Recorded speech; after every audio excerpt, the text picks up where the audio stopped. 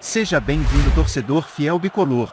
Aqui você fica atualizado com todas as notícias do Paysandu. Sábado, a Tuna venceu a primeira, hora viva, como diz o Gustavo, né? O Independente empatou com o Bragantino e ontem o Águia garantiu os 3 pontos fora de casa. Vamos acompanhar os gols. A Tuna recebeu o Caeté no Souza. O único gol da partida foi no segundo tempo. O Elton cobrou pênalti e selou a primeira vitória cruzmaltina no campeonato. Final, Tuna 1, Caeté 0. No estádio Navegantão, em Tucuruí, o Independente enfrentou o Bragantino. Aos 16 minutos de jogo, depois de cruzamento, Danúbio abriu o placar para o Galo Elétrico. O empate do time de Bragança veio depois que Atos tocou na medida para Matheus Rosas deixar tudo igual. No segundo tempo, em contra-ataque do Bragantino, Debu escolheu o canto e virou a partida para o Tubarão. 2-1. No final da partida, Laison cruzou na medida para Magno empatar. Final, Independente 2, Bragantino também 2. Na Arena Crocodilo, o Itupiranga fez clássico contra o Águia de Marabá. No início do primeiro tempo, a zaga do Itupiranga saiu mal. Adalto viu o Vander sozinho abrir o placar, 1-0. O empate do Crocodilo veio depois de escanteio. Tássio de cabeça deixou dele no jogo. No segundo tempo, o mesmo Tássio, que havia empatado o jogo, tentou fazer uma gingada dentro da área, mas escorregou e Eleomar aproveitou para garantir a vitória do azulão marabaense. Final, Itupiranga 1, Águia 2. A gente está até agora tentando entender esse lance desse jogo aí. Olha, lá em Ipixuna, São Francisco e Tapajós fizeram um duelo dos santarenos. O Boto saiu perdendo no placar, mas virou e garantiu a primeira vitória no Parazão. Em mais de 1.300 quilômetros de Santarém, o São Francisco recebeu o conterrâneo Tapajós no estádio Ipixunão. O Leão Santareno começou dando pressão. Jordan Gabriel, pela esquerda, só precisou de 3 minutos para abrir o placar, 1-0. A reação do Boto foi imediata. Falha da zaga azulina, Hudson insistiu na jogada e chutou para deixar tudo igual, 1-1. Ao contrário do Tapajós, o São Francisco sentiu os lances de perigo e viu o time visitante indo para cima. Aos 18 minutos, em boa jogada de Djalma pelo meio, Ângelo recebeu para deixar Thiago Mandi na boa, virada do Tapajós, 2-1. O Boto atacava à vontade. Léo Rosa pela direita deu belo lançamento, Thiago Mandi soube aproveitar e fez um golaço, 3-1. O São Francisco acordou no fim do primeiro tempo. Em lance individual pela esquerda, Jordan Gabriel chutou e fez o segundo dele na partida, 3-2. No segundo tempo, os times não conseguiram manter o bom futebol. O Leão Santareno está com mando de campo em Ipixuna do Pará e precisava correr atrás do prejuízo, mas não teve forças para reagir. Fim de jogo, São Francisco 2, Tapajós 3. Venceu de virada o Castanhal, né? 2-1, levou um sacode do Castanhal ali no início. O Castanhal pressionou bastante o Paysandu e inclusive saiu na frente, Márcio, nesse jogo. Vamos mostrar aqui os lances para vocês. Olha só, o Castanhal realmente pressionou o Paysandu no início do jogo até marcar o primeiro gol. A gente vai mostrar agora para vocês o gol do Castanhal, bola levantada na área. E aí, 1-0 para o Castanhal. Dava a impressão ali de que realmente o Paysandu teria ali um dia complicado, jogando mesmo diante do seu torcedor. Mas aí logo em seguida, Márcio, nem demorou muito, o Bruno Alves, que vem sendo o garçom do Paysandu nesse campeonato, fez esse cruzamento para o Mário Sérgio marcar mais um gol. Mário Sérgio vem muito bem nessa temporada pelo Paysandu. Aí marcou 1-1, né? Olha só, comemorando aí com o torcedor, rapaz. E aí o Paysandu não teve muita dificuldade, Márcio. Logo em seguida foi ganhando espaço, foi ganhando condições inclusive de ampliar o resultado.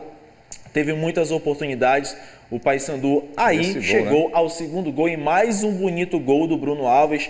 O Bruno Alves tem se destacado nesse campeonato por ser um garçom, né, por dar muitos passes, principalmente para o Mário Sérgio, e também por marcar bonitos gols. Mais um gol de fora da área aí do jogador, o Bruno Alves, dentro do campeonato. E aí o Paysandu não foi tendo dificuldade. Teve alguns lances ali que acabava levando algum tipo de pressão do Castanhal, mas muito mais por problemas defensivos do que ofensivamente. O Castanhal teve esse lance logo no início do jogo, que o Vicente, a gente sempre destaca esse jogador aqui, o Vicente veio do futebol baiano, hoje é reserva do Paysandu, mas é um jogador que tem se destacado, falta só ele fazer gol. Aí o João Vieira perdendo mais um gol aí dentro da partida.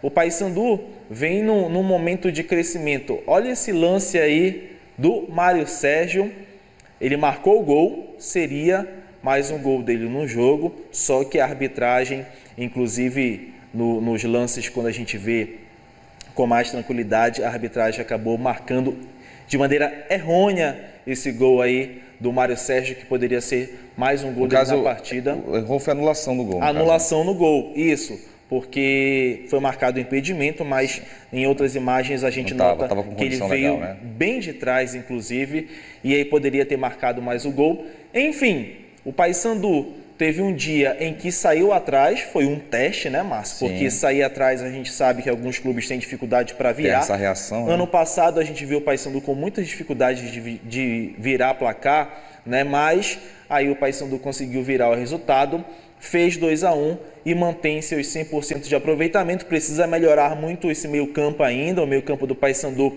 ainda tem muitas dificuldades, principalmente quando a gente pensa em quem vai ser o camisa 10. O João Pedro foi titular nesse jogo, mas teve algumas dificuldades, não consegue ainda se destacar. Desde que o José Aldo deixou o Paysandu, o clube ainda tenta encontrar um camisa 10 e as laterais do Paysandu, elas são muito instáveis ainda. O Paysandu precisa encontrar laterais que tenham mais tranquilidade no apoio ao ataque e também na defesa. São 2 pontos a se observar, mas menos mal para o clube, que o ataque do Paysandu vem fazendo diferença com o Bruno Alves e com o Mário Sérgio. Essa dupla tem dado liga no ataque bicolor. E você tem mais um destaque aí sobre o Paysandu, Gustavo? Pois é, o Paysandu anunciou uma contratação, né, nesse final de semana. A matéria é destaque na nossa página, ge.globo.pa, mas é uma contratação que já era esperada. O D'Agostino já vinha treinando no Paysandu desde o final do ano passado, né? O Paysandu estava fazendo uma espécie de testes com o D'Agostino. É um jogador novo, contrato de 2 anos, tem 20 anos o D'Agostino, e aí o Paysandu, enfim, anunciou, oficializou essa contratação. Então o jogador se junta, é o 4º estrangeiro no elenco do Paysandu. O Paysandu tem se destacado nessa temporada por contratar atletas estrangeiros. E, inclusive, a gente lembra aqui que o futebol paraense, a cada rodada, né, a federação tem destacado aí um preconceito para destacar, para lutar, e a xenofobia foi um desses preconceitos que a federação destacou nesse final de semana. Xenofobia, a gente lembra, né, Márcio, que é aquele preconceito contra as pessoas de outros lugares, de outros países, de outros estados, e a gente tem recebido esses jogadores estrangeiros. Do próprio Clube do Remo também tem jogador estrangeiro, o Richard Franco, por exemplo. Então, há de se destacar, fazer essa alusão aí, D'Agostino, mais um estrangeiro que foi anunciado no Paysandu, quarto, repito, jogador estrangeiro no elenco bicolor. E essa mensagem é importante, né, de combater a xenofobia. Afinal, somos um país de imigrantes, com né? Com certeza. Europeus, africanos, enfim. Bom receber quem vem de fora também, né, sempre. Gustavo? Bora começar mostrando aqui? Bora. A rodada, como é que foi, os resultados para você nessa 4ª rodada do Campeonato Paraense. Olha só, a Tuna Hora Viva venceu a primeira, Márcio, aí no Campeonato Paraense, 1-0 diante do Caeté. Independente e Bragantino empataram em 2-2, inclusive a gente vai repercutir que teve desdobramento aí, mais esse empate do Independente. O Paysandu venceu o Castanhal por 2-1. Itupiranga foi derrotado pelo Águia de Marabá, lá na Arena Crocodilo, 2-1. São Francisco e Tapajós, o Tapajós venceu a primeira no campeonato, 3-2 nesse jogo aí envolvendo times santarenos. E ontem o Clube do Remo fez 4-2 no Cametá. Se hoje a competição terminasse nessa 4ª rodada, Márcio, olha, Remo, Paysandu, Águia, Cametá, Tuna, Caeté, São Francisco e Bragantino estariam classificados aí a sequência da competição, e estariam rebaixados Tapajós e Itupiranga, mas é apenas a 4ª rodada, tem muita coisa para acontecer. Uma listra branca, outra listra azul, essas são as cores do papão da Curuzu. Uma listra branca, outra listra azul, essas são as cores do papão da Curuzu.